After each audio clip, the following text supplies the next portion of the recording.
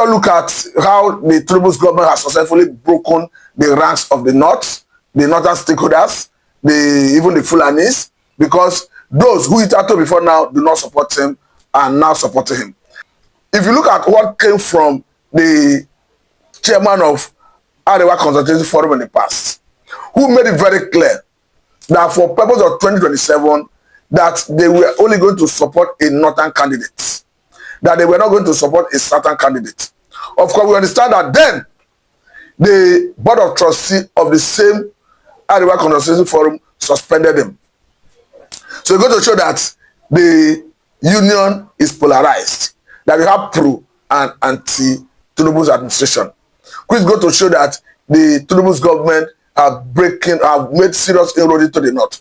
But beyond that, even the same chairman, talking about the same Osuman, the chairman of Arewa Consultative Forum, have now come out to diplomatically support the president.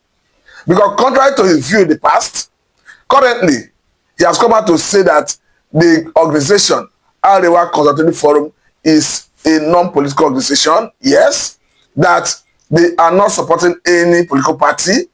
So contrary to his view in the past that they were going to support a northern candidate, he's now coming out to make another narrative.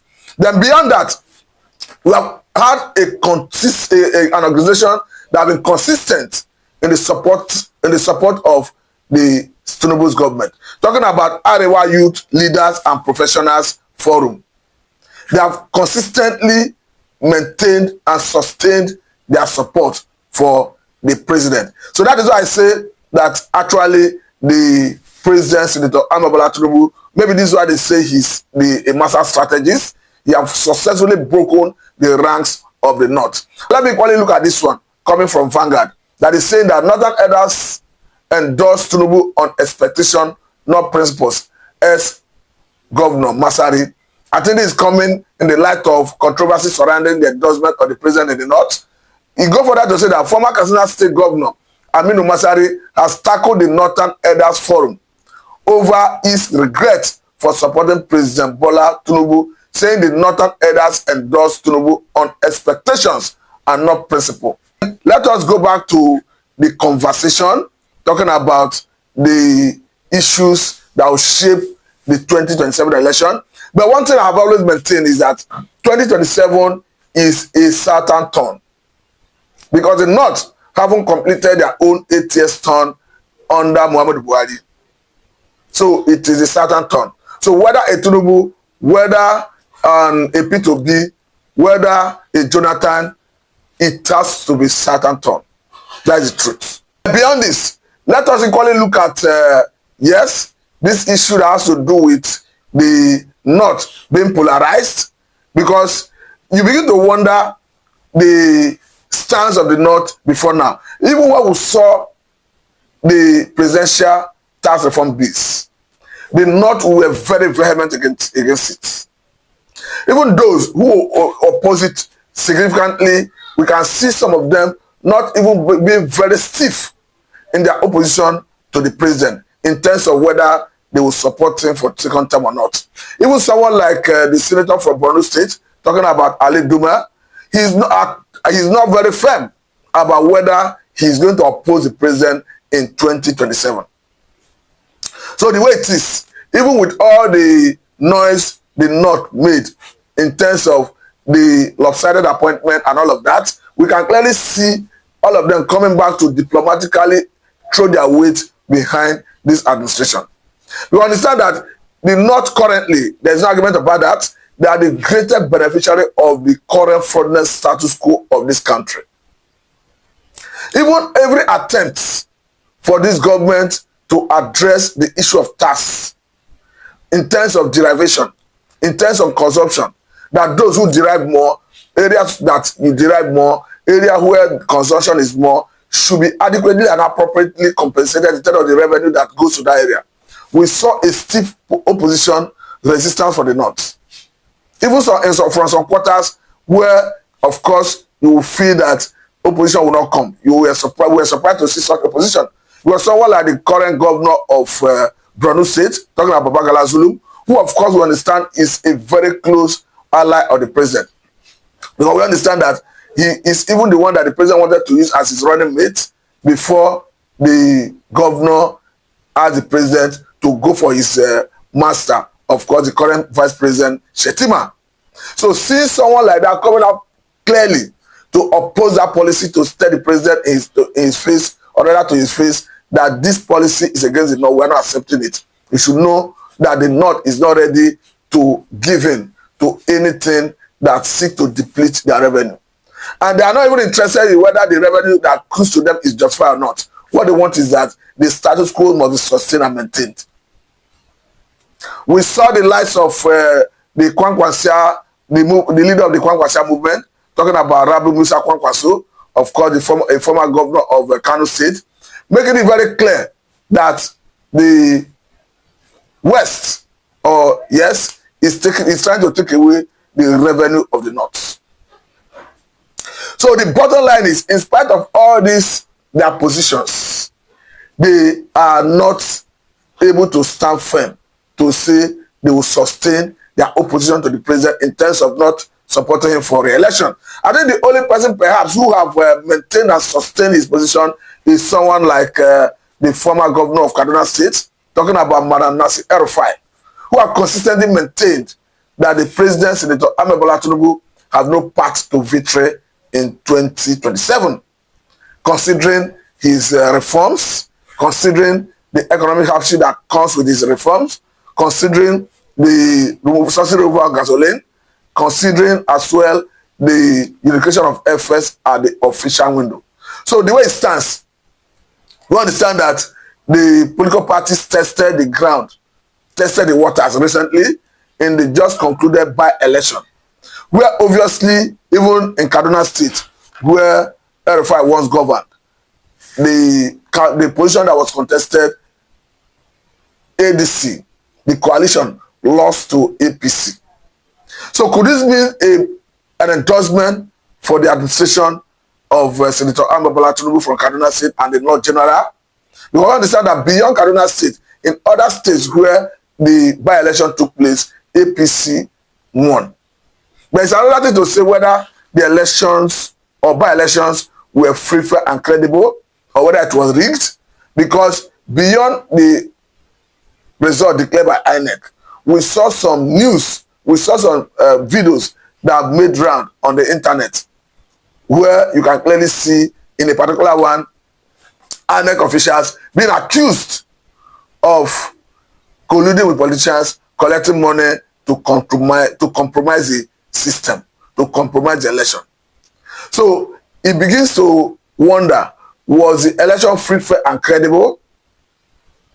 Though none of the cases, none of them have appeared in electoral tribunal, and if it does appear, another question is, do we equally have a good judicial system that is impartial to do justice to those who may have been cheated? Because even in the southern part of the country, in that by-election, we saw a situation where in Anambra State, a politician was accused of moving beavers, moving electoral materials to his personal residence. And of course, you could clearly hear the man who came to confront them, the majority leader of Anambra State House of Assembly, making it very clear that has the norm changed, that collation now takes place in individual house, that collation now takes place in individual person's residence.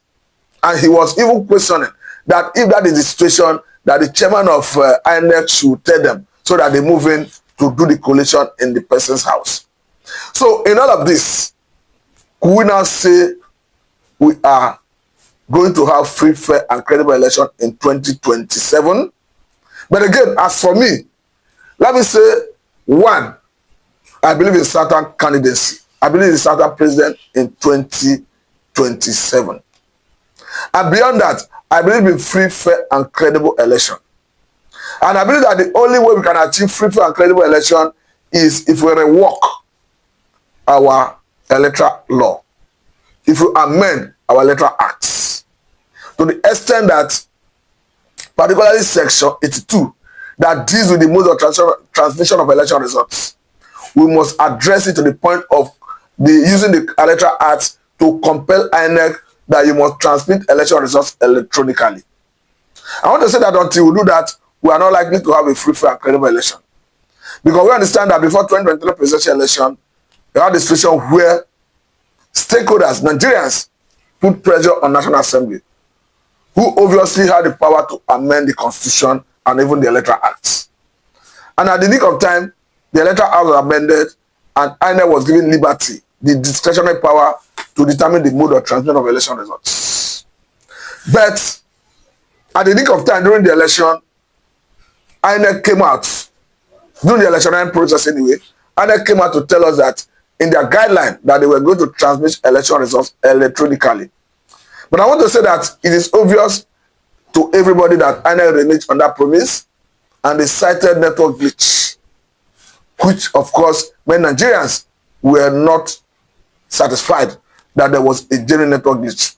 But as to have it, political parties and their candidates that lost in that election contested the election up to Supreme Court. But in the wisdom of Supreme Court already legitimized the election result declared by INEC that declares Senator Bola Tinubu as the President of the Federal Republic of Nigeria. However, this is another opportunity to right the wrong. Because we go into 2027 election with same electoral act that is susceptible to manipulation.